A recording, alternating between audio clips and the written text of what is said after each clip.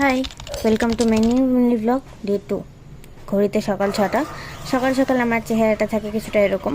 তো ঘুম থেকে আমি উঠে গেছি, কিন্তু আমার বাচ্চা ধন তো ওঠেনি। সেই সুযোগে আমি ওর কাপড় চোপড়গুলো সব ধুয়ে দিয়ে ছাদে গিয়ে মেলে দিয়ে এলাম। সকালের ওয়েদারটা এত সুন্দর। তো আমি ছাদ থেকে পেলাম একটি তুলসী গাছ। তুলসী গাছের টবটা ভাঙা ছিল, তো আমি একটা ভালো টবে সেটা লাগিয়ে দিলাম।